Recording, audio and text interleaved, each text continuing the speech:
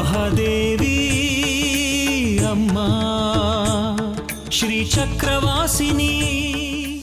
ಹಾಗಿದ್ರೆ ಸುಂದ್ರಮ್ಮನ ದಕ್ಷಿಣನಾಥನ ಹತ್ರ ಇಟ್ಟು ಪೂಜೆ ಮಾಡಿಸ್ದೆ ಹಾಗೆ ಚಕ್ರಪುರಿಗೆ ಹೋಗ್ಬೇಕಾಪ್ಪ?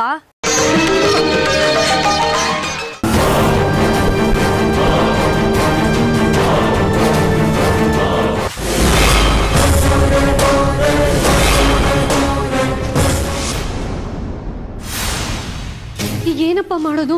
ಎಲ್ಲಿ ಹುಡುಕಿದ್ರು ಸುಂದ್ರಮ್ಮ ಸಿಗ್ತಾನೆ ಇಲ್ವಲ್ಲ. ವಿಗ್ರಹ ಆ ಮಾರಿ ಗುಡಿ ಹತ್ರ ಇದೆ.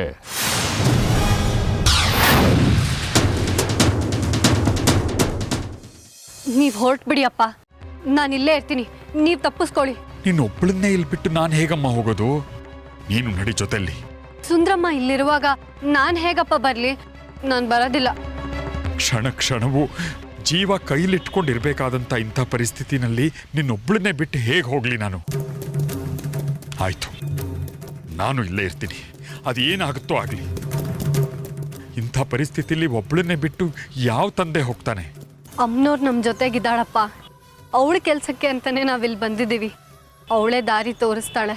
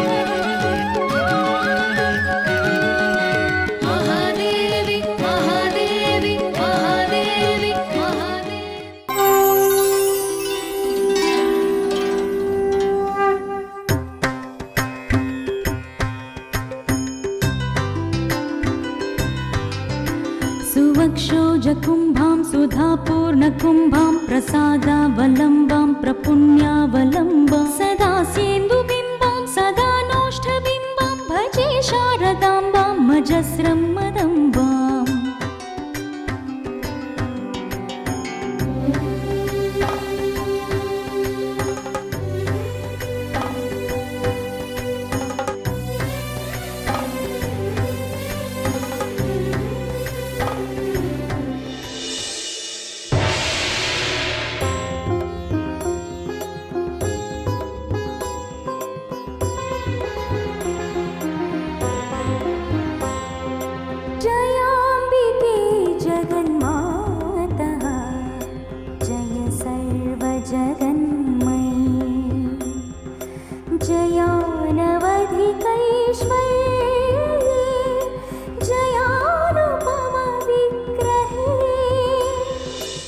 ಸೃಷ್ಟಿಯ ಆದಿ ನಾನು. ಬ್ರಹ್ಮ, ವಿಷ್ಣು, ಮಹೇಶ್ವರರೆಂಬ 3 ಮಕ್ಕಳಿಗೆ ಜನ್ಮವಿತ್ತು ಲೋಕ ಕಲ್ಯಾಣದ ಕರ್ತವ್ಯವನ್ನು ಅವರಿಗೆ ವಹಿಸಿದ್ದೇನೆ. ಆದರೆ ಈ 3 ಮಕ್ಕಳಿಗೆ ಸಂಕಷ್ಟ ಬಂದಾಗ ಅಮ್ಮ ಎಂದು ನನ್ನ ಬಳಿ ಓಡಿಬರುತ್ತಾರೆ. ಹಾಗೆ ಬಂದ ಮಕ್ಕಳನ್ನು ಸಂತೈಸಿ ಅವರ ಕಷ್ಟಗಳನ್ನು ನಿವಾರಿಸುತ್ತೇನೆ. ಅಂದು ಮಹಿಷಾಸುರನು ದೇವಲೋಕಕ್ಕೆ ದಾಳಿ ಮಾಡಿ ಇಂದ್ರನ ಗದ್ದುಗೆಗೆ ತಾನೇರಿದಾಗ ಇಂದ್ರನ ಸಹಿತವಾಗಿ ತ್ರಿಮೂರ್ತಿಗಳು ನನ್ನ ಬಳಿ ಬಂದು ಮೊರೆಯಿಟ್ಟರು. ಸಿಂಹವಾಹಿನಿ ಆದಿಮಾಯೆಯಾದ ನಾನು ಮಹಿಷಾಸುರ ಮರ್ದಿನಿಯಾಗಿ ಆ ದುಷ್ಟ ಮಹಿಷಾಸುರನನ್ನು ಸಂಹಾರ ಮಾಡಿ ಲೋಕವನ್ನು ಕಾಪಾಡಿದೆ.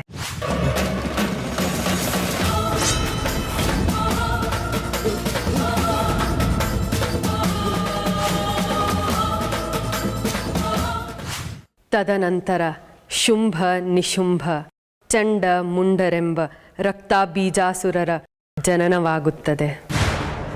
ಲೋಕಕಂಟಕರಾದ ಇವರು ದೇವತೆಗಳಿಗೆ ಉಪಟಳ ನೀಡಲು ಆರಂಭಿಸುತ್ತಾರೆ. ಆ ಸಂದರ್ಭದಲ್ಲಿ ದಿಕ್ಕಾಪಾಲಾದ ದೇವತೆಗಳು ಜಗನ್ಮಾತೆಯಾದ ನನ್ನನ್ನು ಸ್ತುತಿಸುತ್ತಾರೆ. ಅವರ ಮೊರೆಯನ್ನು ಆಲಿಸಿದ ನಾನು ದೇವತೆಗಳಿಗೆ ಅಸುರರನ್ನು ಸಂಹಾರ ಮಾಡುತ್ತೇನೆ ಎಂಬ ಭರವಸೆ ನೀಡಿ ಭದ್ರಕಾಳಿಯಾಗಿ ಚಂಡಮುಂಡರ ರುಂಡವನ್ನು ಚಂಡಾಡಿದೆನು. ರಕ್ತೇಶ್ವರಿಯಾಗಿ ರಕ್ತಬೀಜಾಸುರನನ್ನು, ಶಾಂಭವಿಯಾಗಿ ಶುಂಭ ನಿಶುಂಭರನ್ನು ವಧಿಸುತ್ತೇನೆ. ಆ ಮೂಲಕ ನನ್ನ ಮಕ್ಕಳ ಸಂಕಷ್ಟಗಳನ್ನು ಪರಿಹರಿಸುತ್ತೇನೆ.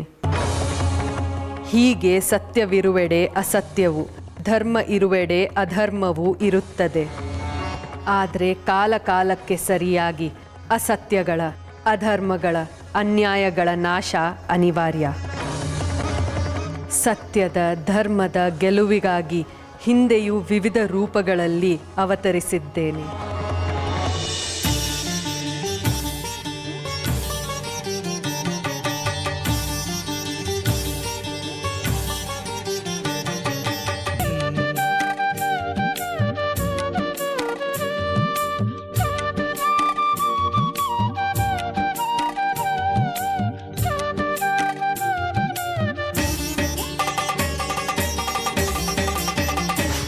ಲೋಕ ಕಲ್ಯಾಣಾರ್ಥವಾಗಿ ಮುಂದೆಯೂ ಅವತರಿಸುತ್ತಲೇ ಇರುತ್ತೇನೆ.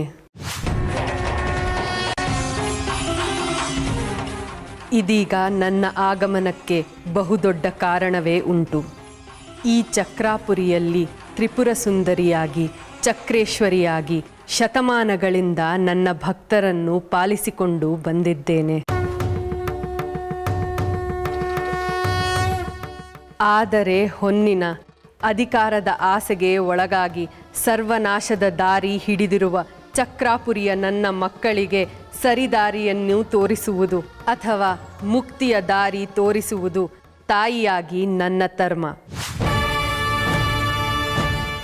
ಧರ್ಮ ಪಾಲನೆಗಾಗಿ ಅವತರಿಸಿದ್ದೇನೆ. ನನ್ನನ್ನೇ ಪ್ರತಿದಿನ ಆರಾಧಿಸುವ, ನನ್ನನ್ನೇ ನಂಬಿ ನನ್ನ ಸಂಕಲ್ಪವನ್ನು ನೆರವೇರಿಸಲು ಇಲ್ಲಿಂದ ಅರಿಹಂತಪುರಕ್ಕೆ ಹೋದ ನನ್ನ ಭಕ್ತರು ಇದೀಗ ಸಂಕಟಕ್ಕೆ ಸಿಲುಕಿದ್ದಾರೆ. ಭಕ್ತರನ್ನು ಸದಾ ಕಣ್ರೆಪ್ಪೆಯಾಗಿ ಕಾಯುವ ನಾನು ಅವರ ಸಂಕಷ್ಟವನ್ನು ನಿವಾರಿಸಿ ಇಷ್ಟಾರ್ಥ ಸಿದ್ಧಿಸುವಂತೆ ಮಾಡಬೇಕು. ಜೊತೆಗೆ ದುಷ್ಟರ ಸಂಹಾರದ ಕೈಕರ್ಯವೂ ನೆರವೇರಬೇಕಾಗಿದೆ. ಹಾಗಾಗಿ ಹೊರಡುತ್ತೇನೆ ಅರಿಹಂತಪುರಕ್ಕೆ.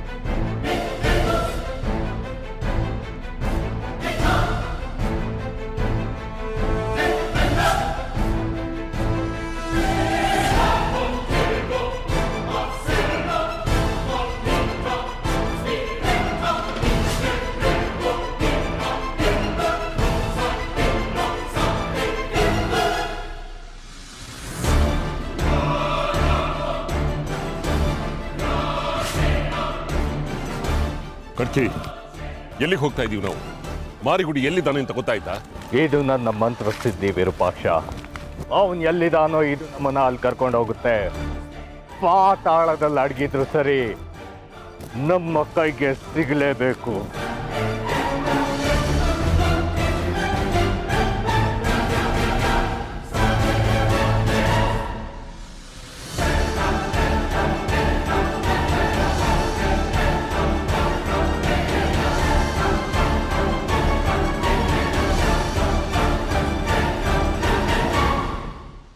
ನಾನು ಹೇಳೋ ಕಡೆ ಹೋಗ್ತಾ ಇರಿ. ಈಗ ಗಾಡಿನ ತೆಗಿರಿ. ಕಡೆ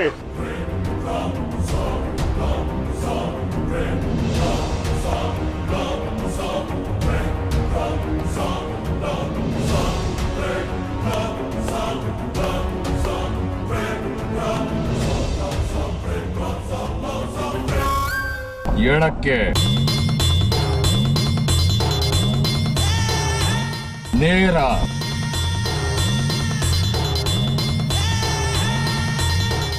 ಸಿದೋಗು, ನೇರ,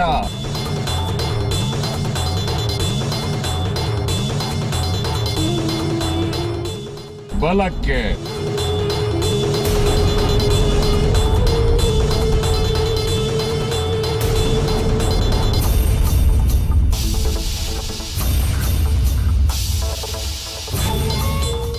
ಬಲಕ್ಕೆ,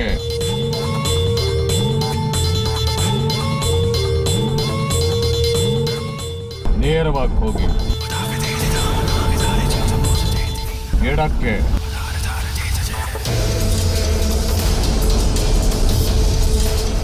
ನಿಲ್ಸಿ.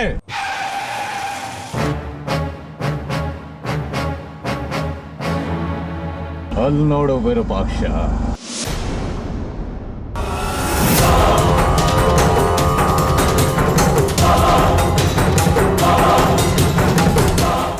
ನೋಡ್ದ್ಯಾ ವಿರೂಪಾಕ್ಷ, ಮಾರಿಗುಡಿ ಇಲ್ಲೇ ಇರೋದಕ್ಕೆ ಸಾಕ್ಷಿ.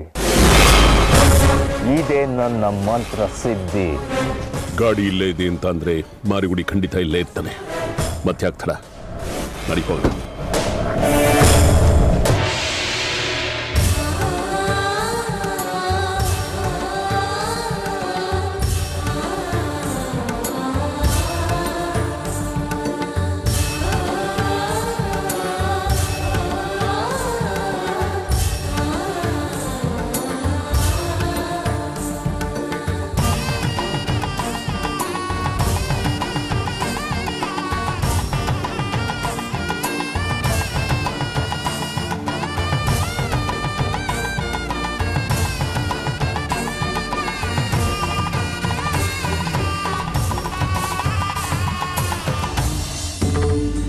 ದಕ್ಷಿಣನಾಥ, ಬಹಳ ಕಾಲವಾಯಿತು ನಿನ್ನನ್ನು ನೋಡಿ.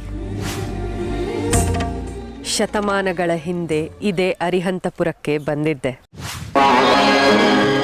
ರಾತ್ರಿ ತಂಗಲು ನೀನು ನನಗೆ ನಿನ್ನ ಲಿಂಗದ ನೆತ್ತಿಯ ಮೇಲೆ ಸ್ಥಳಾವಕಾಶವನ್ನು ಕೊಟ್ಟಿದ್ದೆ. ಜಗನ್ಮಾತೆಯಾದ ನಾನು ನನ್ನ ಜಗದ್ವ್ಯಾಪಿ ಶರೀರವನ್ನು ಲಿಂಗದ ಮೇಲೆ ಊರಲಾಗದೆ ಚಕ್ರಸ್ವರೂಪಿಯಾಗಿ ಲಿಂಗದ ನೆತ್ತಿಯ ಮೇಲೆ ತಳ ಊರಿದ್ದೆ.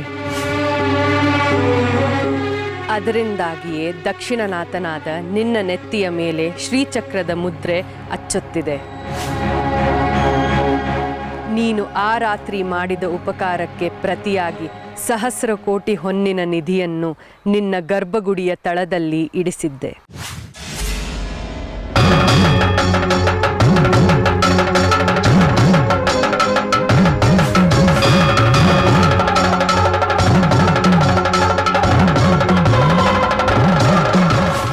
ಇದೀಗ 1000 ನಾಗಗಳ ಕಾವಲಿನಲ್ಲಿ ಅದು ನಿಧಿಯಾಗಿ ಕುಳಿತಿದೆ. ನಿನ್ನ ಭಕ್ತರು ಇದನ್ನ ಪಡೆದುಕೊಳ್ಳೋದಕ್ಕೆ ಈ ಹುಣ್ಣಿಮೆಯೇ ಕೊನೆಯ ದಿನ. ಅಷ್ಟರೊಳಗೆ ನಾ ನೀಡಿದ್ದ ನಿಧಿ ಇಲ್ಲಿಯ ಜನರಿಗೆ, ನಿನ್ನ ಭಕ್ತ ಬಳಗಕ್ಕೆ ಲಭ್ಯವಾಗಬೇಕು. ಇಲ್ಲದೆ ಹೋದಲ್ಲಿ ಅದು ಕಣ್ಮರೆಯಾಗುವುದು. ಇರಲಿ, ನನ್ನ ಆಗಮನಕ್ಕೆ ಬೇರೆ ಬೇರೆ ಕಾರಣವೇ ಇದೆ. ಅದರಲ್ಲಿ ಇದು ಒಂದು. ಬರುವ ಹುಣ್ಣಿಮೆಯೊಳಗೆ ದುಷ್ಟ ಸಂಹಾರದ ಶಿಷ್ಟ ರಕ್ಷಣೆಯ ಕಾರ್ಯಗಳು ನನ್ನಿಂದ ಜರಗಬೇಕಾಗಿದೆ. ಶಕ್ತಿ ಜಯ ಶಕ್ತಿ ಜಯ ಜಯ ಧಿಂಧಿಮ ಶಕ್ತಿ ಭಕ್ತಿಯ ಕಣ್ಣಲ್ಲಿ ಪರಶಕ್ತಿ ಸುರಶಕ್ತಿ ತತ್ಪರ ಪರ ಪರಾಶಕ್ತಿ ಭಕ್ತರ ಬೆನ್ನಲ್ಲಿ ಶ್ರೀಯವಳೆ ಕಣ್ಣೀರಲೇ ಜಲಪಾತ ತುಂಬೋಗಿದೆ. ಅಲ್ಲದೆಯರು ಕರಗಿಸಿ ಬಾ ಜೀವನ ಸಂಜೀವಿನಿ ಬಾಳೆ. ಜಗದಂಬೆ ಜಗದ ನಿನದಂಬೆ ದುಷ್ಟಬಲ ಕಡೆಯ ದೊಡ್ಡ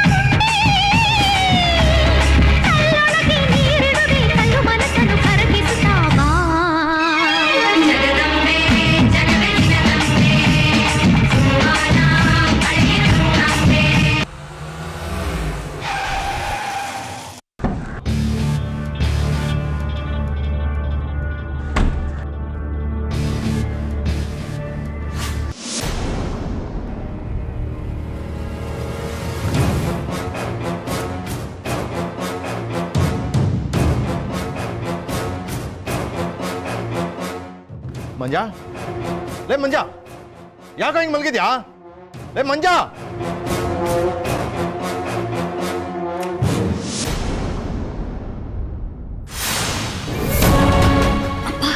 ಅಲ್ಲಿಂದ ಏನೋ ಸದ್ ಕೇಳಿಸ್ತಿದೆ. ಯಾರೋ ಬರ್ತಿರ್ಬೇಕು. ರುದ್ರಪ್ಪ ಏನಾದ್ರೂ ಬರ್ತಿದ್ದಾನ?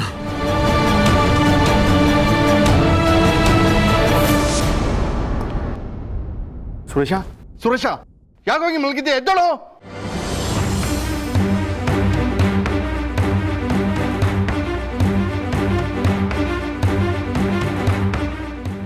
ದಾದಾ, ದಾದಾ, ಏನ್ರೋ ಯಾಕೆ ಎಲ್ಲರೂ ಹಿಂಗೆ ಮಲಗಿದ್ದೀರಾ? ಅವನೇನಾದ್ರೂ ಬಂದು ಇವರೆಲ್ಲ ಪ್ರಜ್ಞೆ ತಪ್ಪಿರೋದನ್ನ ನೋಡಿ ಅದ್ರ ಹಿಂದಿನ ಮಸಲತ್ತು ನಮ್ಮದೇ ಅಂತ ಗೊತ್ತಾಗೋದ್ರೆ ಅವ್ನು ಸುಮ್ಮನೆ ಬಿಡಲ್ಲ. ನಮ್ಮ ಕೈ ಕಾಲು ಕತ್ತರಿಸಿ ನಾಯಿ ನಾರಿಗೆ ಹಾಕ್ಬಿಡ್ತಾನೆ.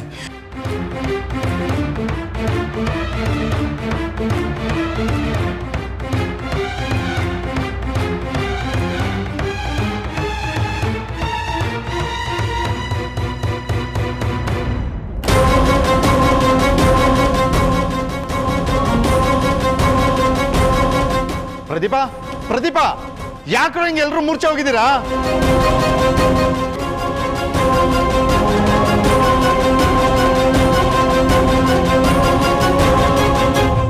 ರವಿ, ರವಿ, ಯಾರು ಈ ರೀತಿ ಮಾಡಿದ್ದು? ಯಾರು?